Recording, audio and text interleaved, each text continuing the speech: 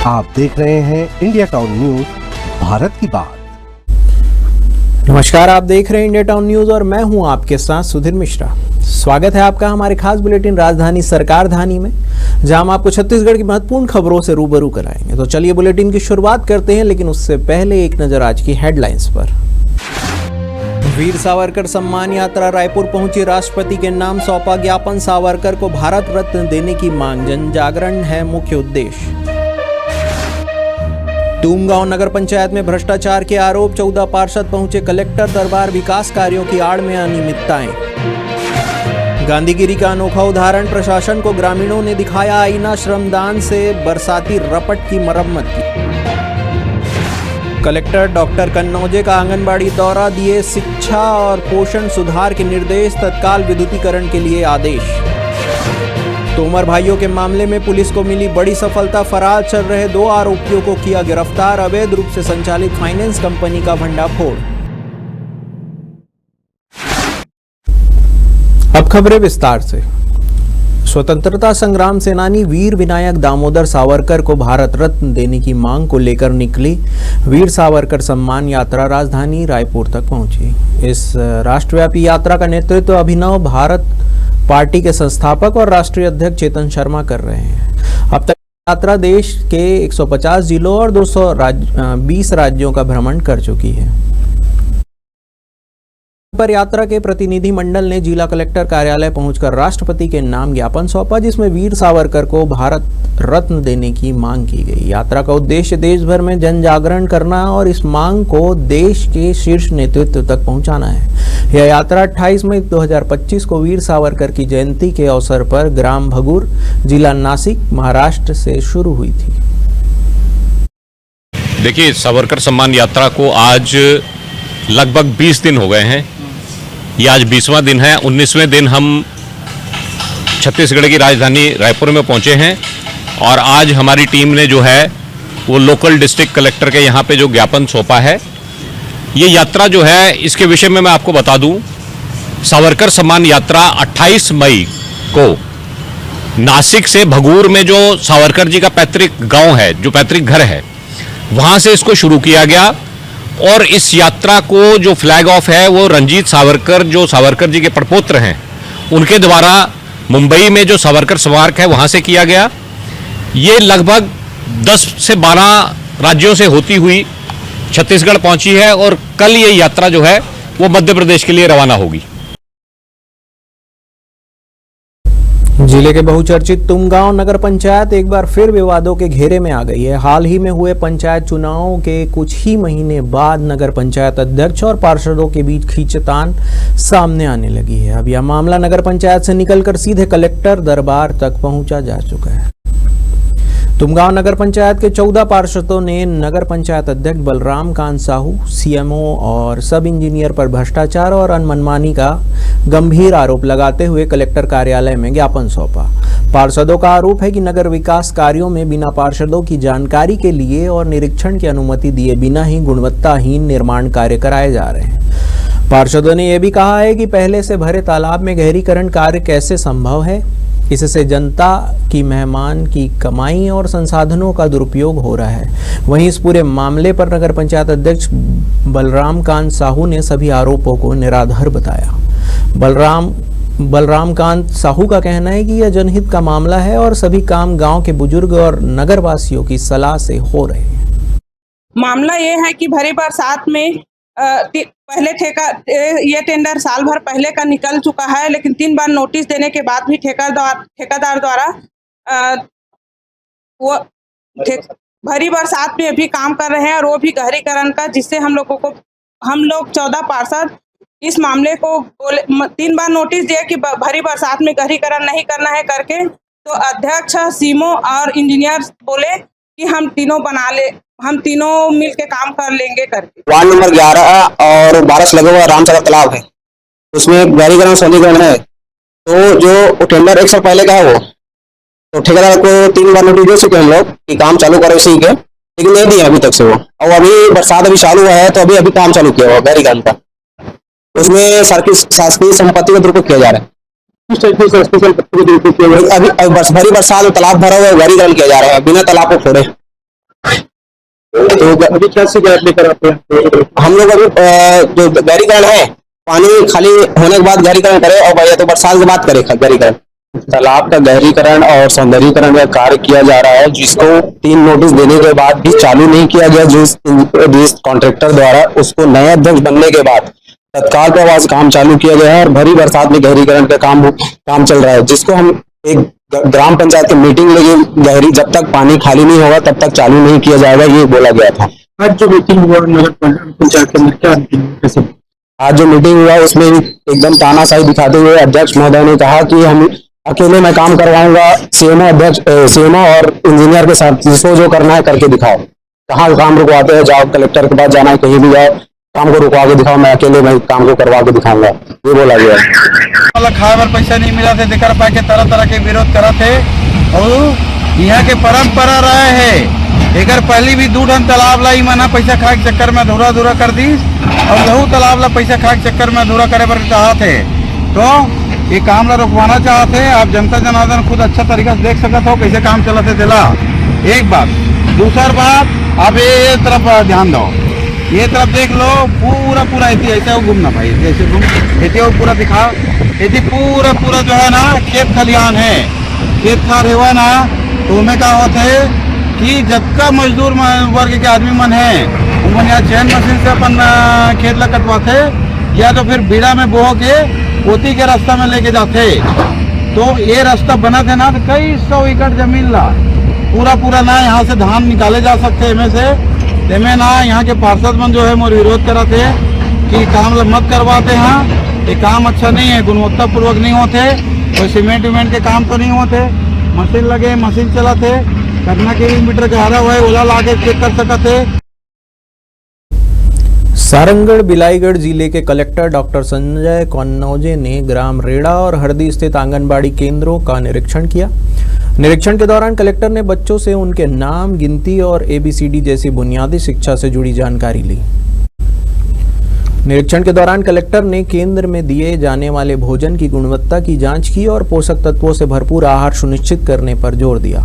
उन्होंने गर्भवती महिलाओं के पंजीयन, कुपोषित बच्चों की पहचान, सामान्य बच्चों का वजन, भंडारण में मौजूद पोषक सामग्री और शौचालय की सफाई की स्थिति का भी जायजा लिया।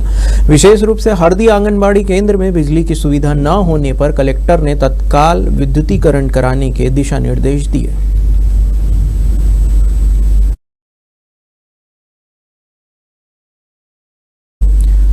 जनगणना के लिए अधिसूचना जारी हो चुकी है। इस बार नागरिकों के जाति को भी दर्ज किया जाएगा। मुख्यमंत्री विष्णुदेव साय ने इसे प्रधानमंत्री नरेंद्र मोदी का बहुत अच्छा कदम बताते हुए कहा कि कांग्रेस बहुत समय से केवल बात करते आई।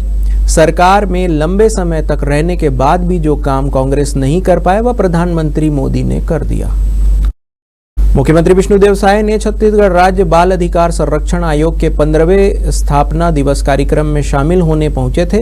इस अवसर पर मुख्यमंत्री ने कहा कि 15वें स्थापना दिवस की सभी को बधाई। कार्यक्रम में प्रदेश भर के बाल गृह के बच्चे भी शामिल हुए। बाल आयोग द्वारा बाल अधिकार के क्षेत्र में सार्थक और रक्षक जैसे योजना शुभारंभ किया गया।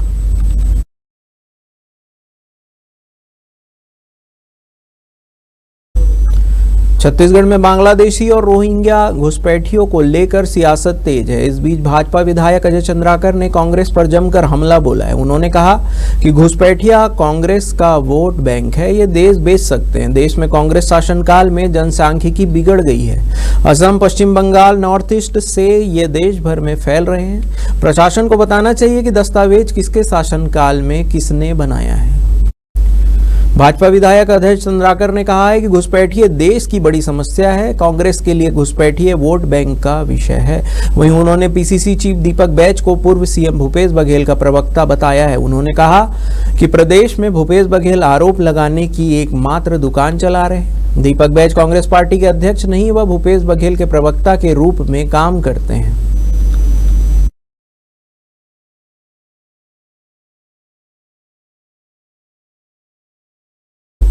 वक्त हो चला है एक छोटे से ब्रेक का। बने रहिए इंडिया टाउन न्यूज के साथ।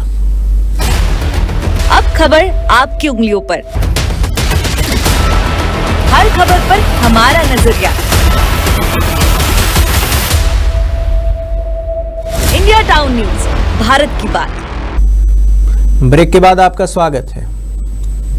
20 साल से ज्यादा अनुभव रखने के बावजूद शिक्षकों को प्रशिक्षित नहीं मानने पर हाई कोर्ट ने नाराजगी जताई है। कोर्ट ने शिक्षा सचिव और लोक शिक्षण निदेशक इस मामले में आदेश की प्रति मिलने के 60 दिन के भीतर फैसला लेने के लिए निर्देशित किया गया है।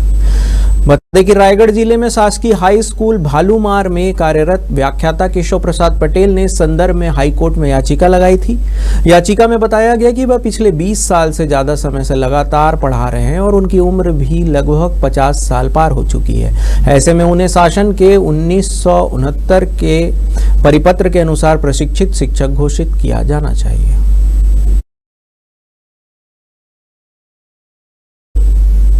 राजधानी रायपुर से एक शराब दुकान का सुपरवाइजर करीब 5 लाख रुपए लेकर फरार बताया जा रहा है। यह खुलासा आबकारी विभाग के राज्य स्तरीय उड़नदस्ता टीम द्वारा जांच के बाद हुआ है। आबकारी विभाग के उच्च पदस्थ सूत्रों ने बताया कि शास्त्री मार्केट स्थित शराब दुकान की जांच की गई। जांच में खुलासा हुआ है कि दुकान का सुपरवाइजर फरार है। इसके बाद आबकारी विभाग ने जब लेखा जोखा किया तो पता चला कि करीब 6,30,000 रुपए का हिसाब में झोल है, जिसके बाद पूछताछ में पता चला कि दुकान का सुपरवाइजर करीब 5 लाख रुपए लेकर फरार है। अब आबकारी विभाग के अधिकारी इस पूरे मामले में कार्रवाई करने की तैयारी कर रही है। हालांकि आधिकारिक रूप से अब तक इस मामले का खुलासा विभाग की तरफ से नहीं किया गया है।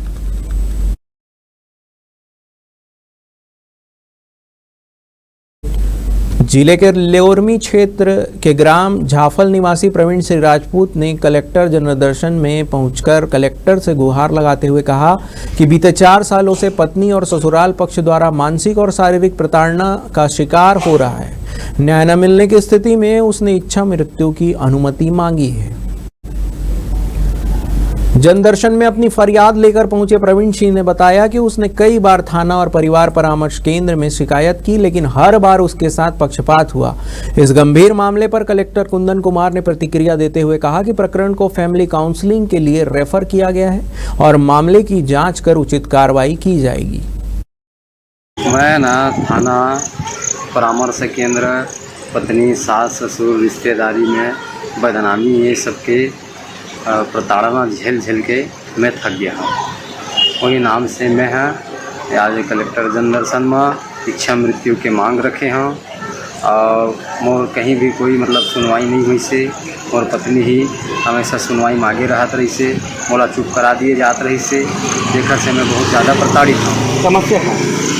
समस्या ये है कि घरेलू वाद विवाद छोटे मोटे सबके होते हैं।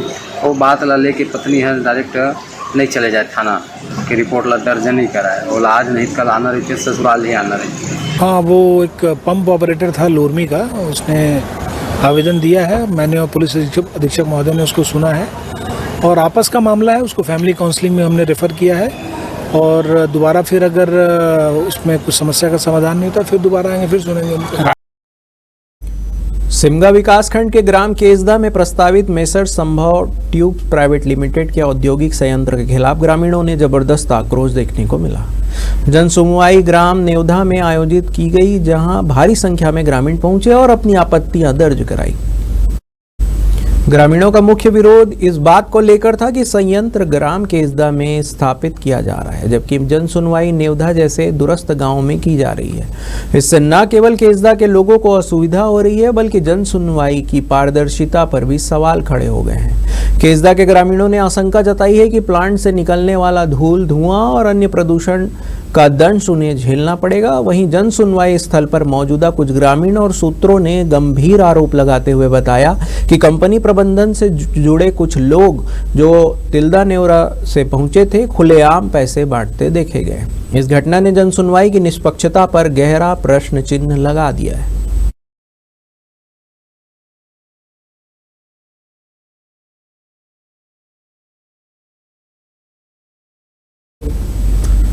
प्रदेश भर में आईटीआई प्रवेश प्रक्रिया प्रारंभ हो गई है। इस कड़ी में जगदलपुर के आड़ावाल स्थित शासकीय औद्योगिक प्रशिक्षण संस्थान यानी आईटीआई में सत्र 2025-26 और 2026-27 के लिए प्रवेश प्रक्रिया प्रारंभ हो गई है। संस्था में संचालित विभिन्न अल्पकालीन और दीर्घकालीन व्यवसायों में प्रवेश के लिए ऑनलाइन आवेदन 16 जून से 25 जून 2025 तक किया जा सकता है।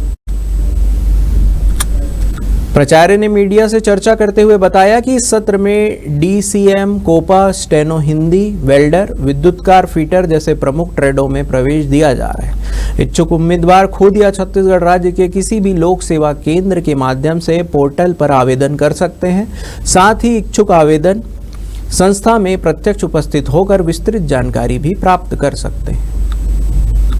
मैं राजकीय औद्योगिक प्रशिक्षण संस्थान जगदलपुर से प्रशिक्षणार्थी या प्रोजेक्ट हम लोग के द्वारा बनाया गया है। सीपीयू के कंपोनेंट के बारे में आधारित है। यह हमारे शिक्षक श्री राघवेंद्र पटेल के द्वारा मार्गदर्शन में बनाया गया है।